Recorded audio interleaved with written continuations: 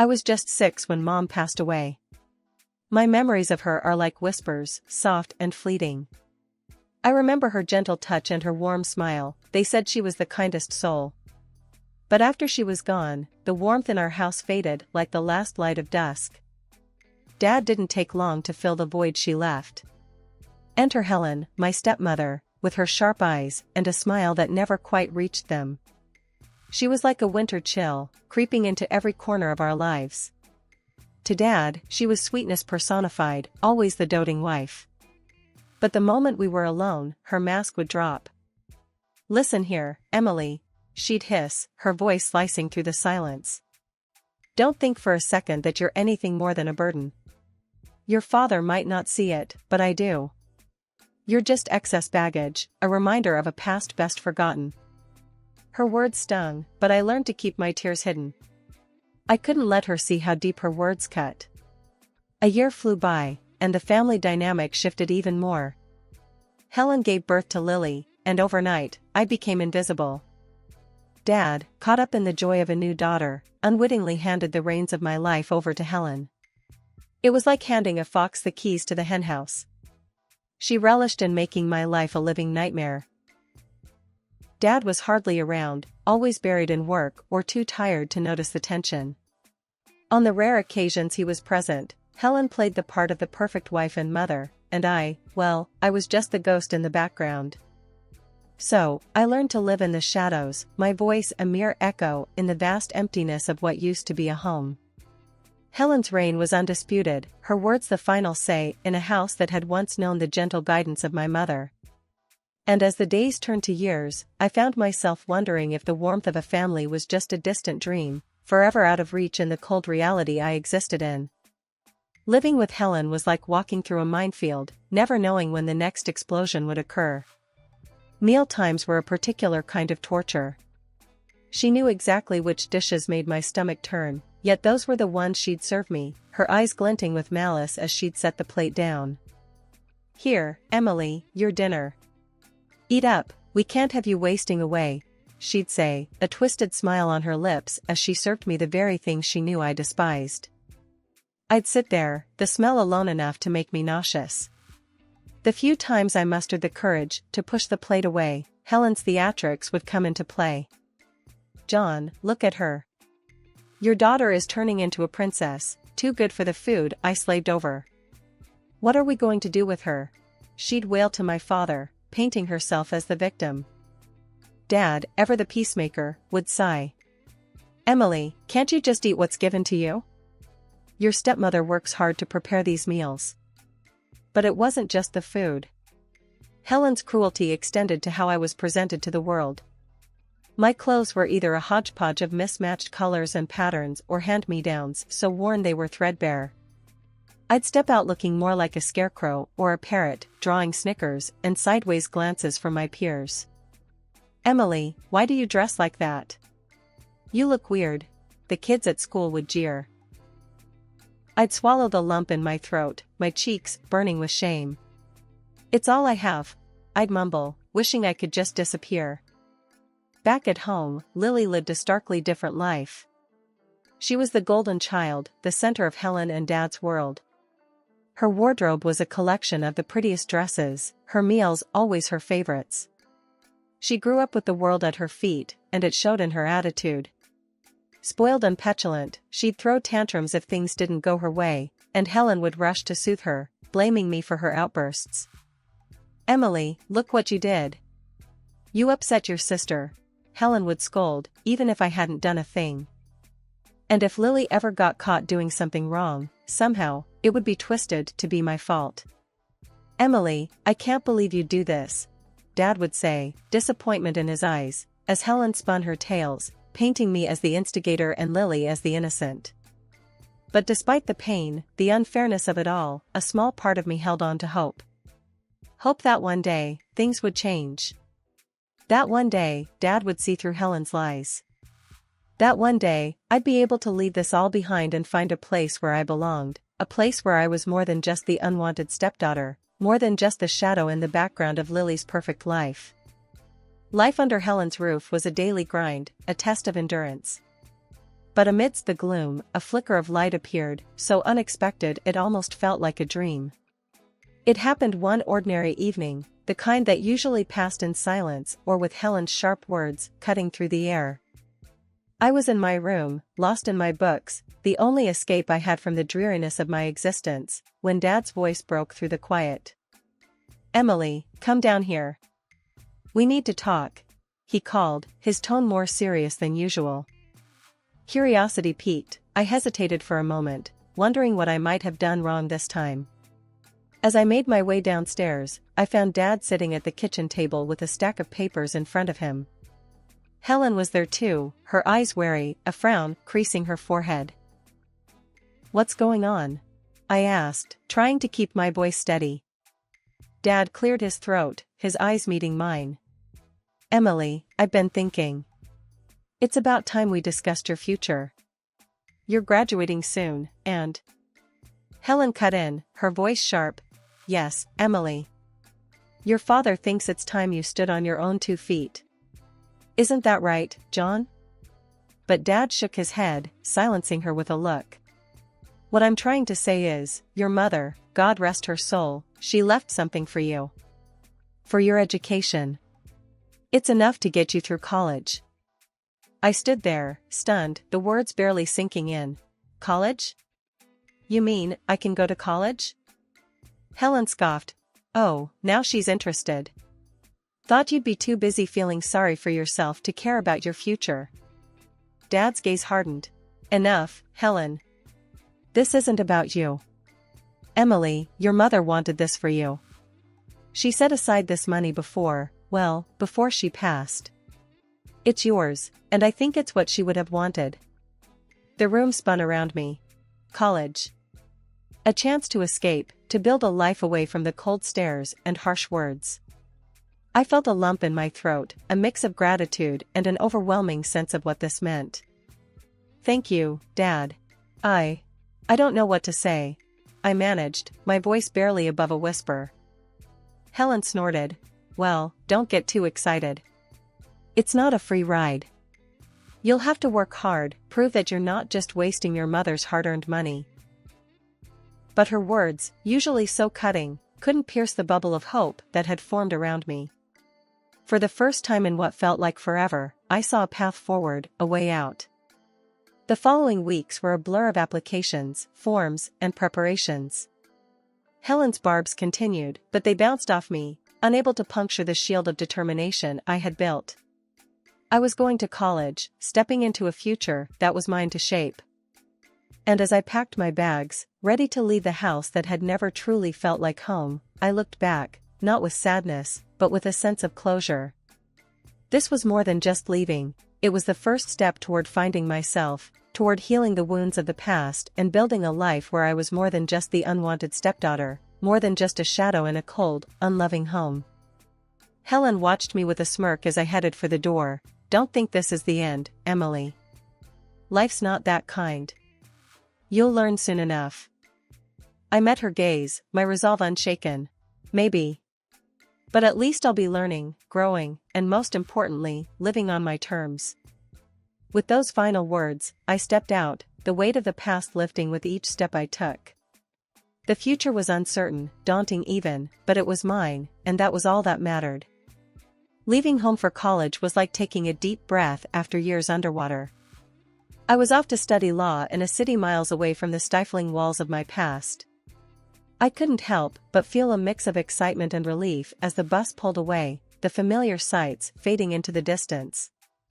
Life in college was a whirlwind of lectures, libraries, and late-night study sessions. I threw myself into the law, finding solace in the clarity of statutes and the fairness of justice, so different from the life I'd known.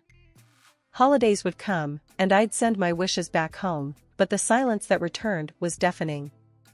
No happy birthday, no Merry Christmas, just the echo of my own voice in the void. Years slipped by, and my hard work paid off. Graduation day came, and I walked across that stage, not just with a degree in hand, but with the satisfaction of having done it on my own. I landed a job at a small law firm, throwing myself into the world of briefs and courtrooms. I was 25, standing on my own 2 feet, carving out my place in the world. Then, out of the blue, my phone rang one lazy Sunday afternoon. The screen flashed Dad, making my heart skip a beat. "Hello?" I answered, my voice cautious. "Emily, it's your dad. I know it's been a while, and I'm sorry for that. I'm not doing too well, health-wise. And I've been thinking, maybe it's time to mend fences, you know?" His voice was weaker than I remembered, laced with a regret that tugged at my heartstrings. "Dad, of course, I want that too. How are you? What's wrong?" The concern in my voice surprised even me. "It's a long story, Em. I've got some health issues, and well, it made me realize, life's too short for grudges, or what have been. I miss you, kiddo." Hearing the word miss from him, after all these years, it did something to me. It was as if a small, locked-away part of my heart creaked open. "I miss you too, Dad. I can come visit, see how you're doing. We can talk, try to start over." I found myself saying, the words spilling out before I could weigh them. That'd mean the world to me, Em. Really. The call ended with a promise to visit soon, leaving me in a whirlwind of emotions. For so long, I'd built up walls, prepared myself to go through life without my family. And now, with just a few words, those walls seemed less impenetrable. As I was packing my suitcases in my car, I realized that this wasn't just a journey back home. It was a journey into the unknown, a chance to heal old wounds, to bridge the gap that time and silence had widened. And for the first time in a long time, I found myself looking forward to what lay ahead. The drive back to my hometown felt longer than it actually was. Each mile closer to the house where I grew up made my heart race a little faster. I hadn't been back since I left for college, and the thought of facing them all again was daunting. Pulling into the driveway, I sat for a moment, gathering my thoughts. The house looked the same, yet different somehow, smaller and less intimidating than in my memories. Taking a deep breath, I stepped out of the car and walked up to the front door. Before I could even knock, it swung open, and there was Helen, her eyes scrutinizing me from head to toe. "Well, if it isn't the prodigal daughter. Back from the big city, huh? Still dressing like you're on a budget, I see," Helen sneered, her voice dripping with disdain. I felt the old familiar sting of her words, but I wasn't the same timid girl anymore. "Clothes don't make a person, Helen. It's what's inside that matters," I replied, my voice steady. Her laugh was harsh, devoid of warmth. "Look at you, all grown up and spouting wisdom. Come in then. Your father's been asking about you." As I stepped into the house, memories flooded back, each room a reminder of the years I'd spent under Helen's critical eye. I found Dad in the living room, a shadow of his former self, looking frail and tired. "Dad," I said softly, approaching him. His eyes met mine, and I saw a flicker of emotion, a mix of sadness and relief. "Emily, you're here. I've been thinking about you, about everything. I wasn't there for you when you needed me most. I'm sorry, so sorry for that." The sincerity in his voice caught me off guard. "It's okay, Dad. We can't change the past. What's important is that we're here now." He nodded, his hand reaching out weakly, and I took it, a silent acknowledgement of forgiveness and a tentative step toward healing. Helen watched from the doorway, her expression unreadable. "Well, this is touching. The perfect family reunion," she said, her voice laced with sarcasm. I chose to ignore her jab, focusing instead on Dad. "How have you been, really?" I asked, concern lacing my words. "It's been tough, Emily. The illness, it takes a lot out of me.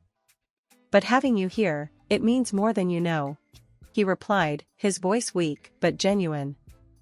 Behind Helen, I noticed Lily peeking in, her expression curious.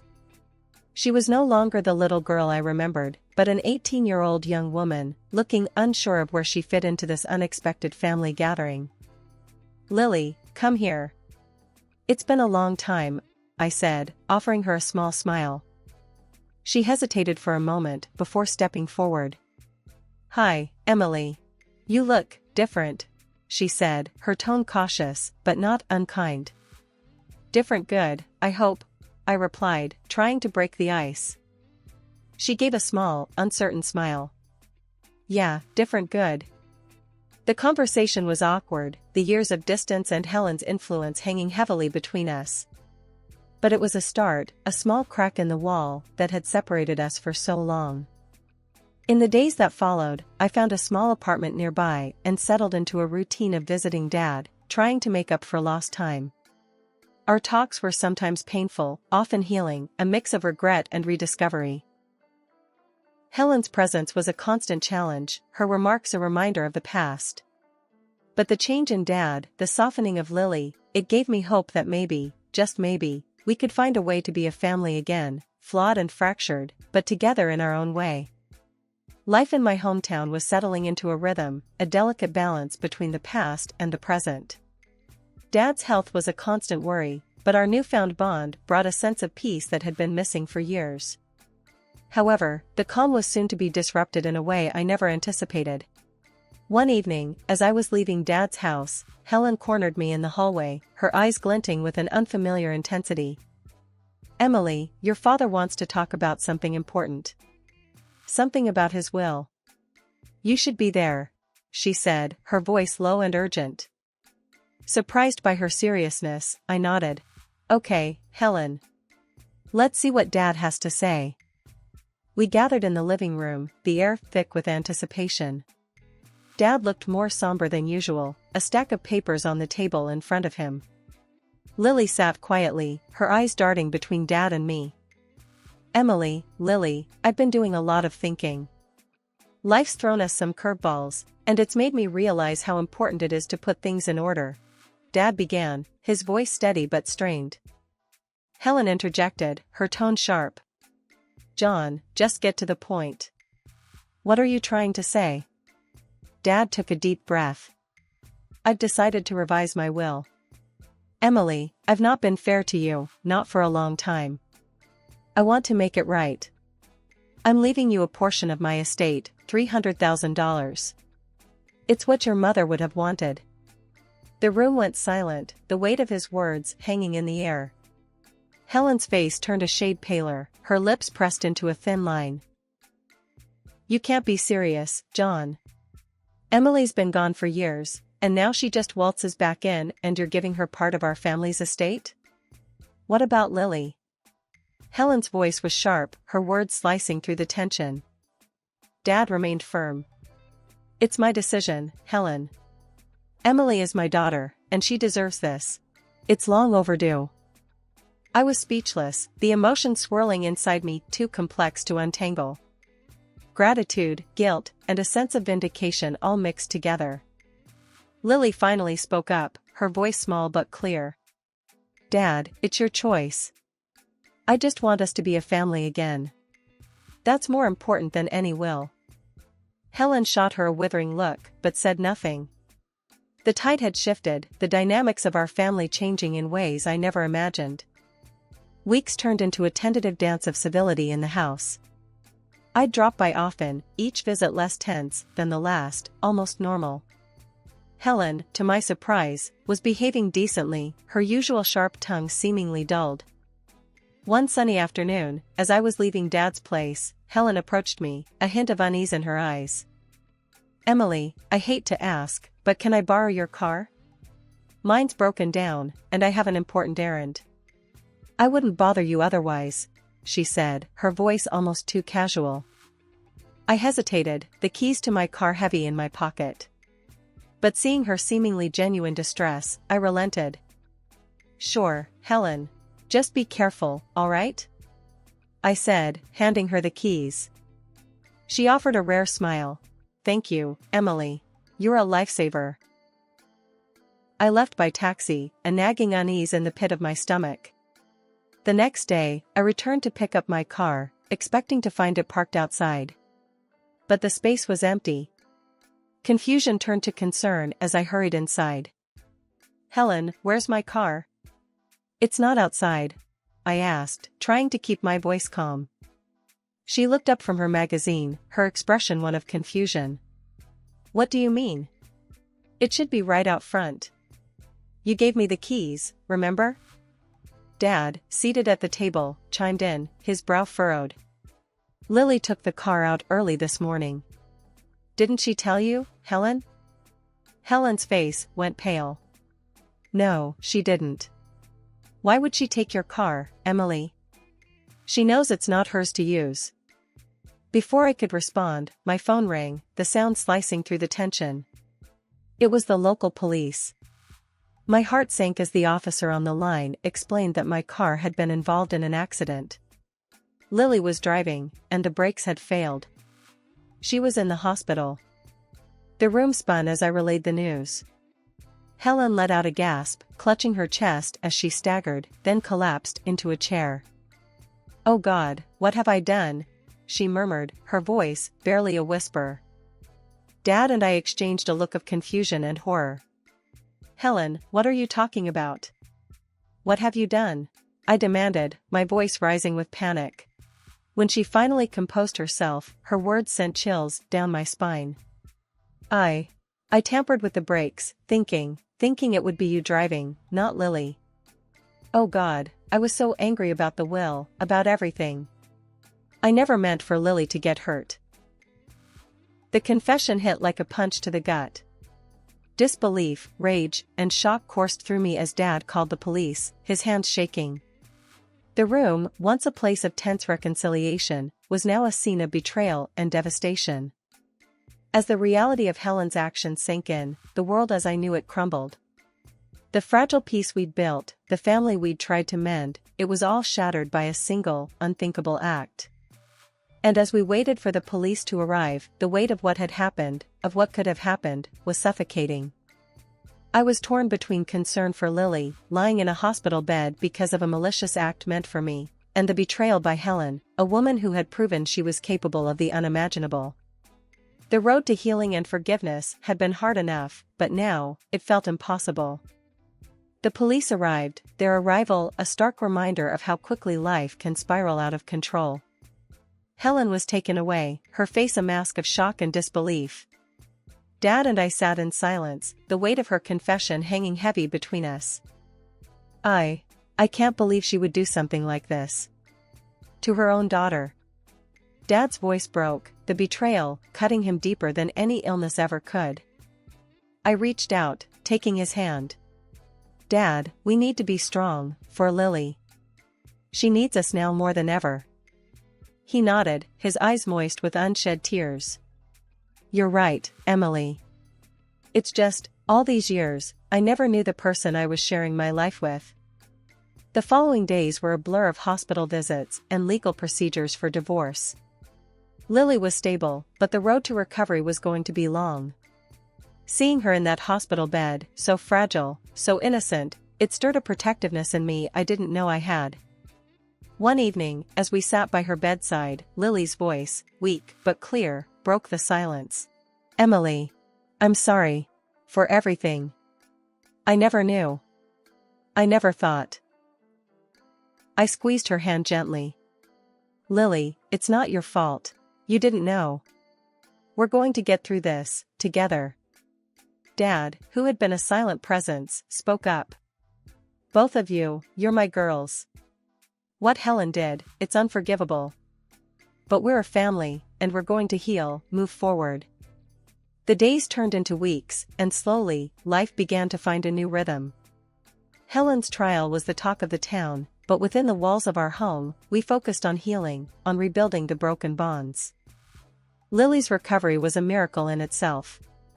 Each small step, each smile, was a victory, a testament to her strength. And as she grew stronger, so did the bond between us. Dad, I've been thinking, I said one evening as we sat in the living room, a semblance of peace settling around us. Maybe it's time for a fresh start. A new beginning for all of us. Dad looked at me, understanding dawning in his eyes. You're right, Emily. We've been given a second chance, and we shouldn't waste it. Let's leave the past where it belongs, and build a new future, for us, for Lily. And so we did. We sold the old house, the place of so many painful memories, and found a new home, a place where the shadows of the past couldn't reach us. It wasn't easy, starting over, but with each other, we found the strength to move forward, to create a new story, one filled with hope and love.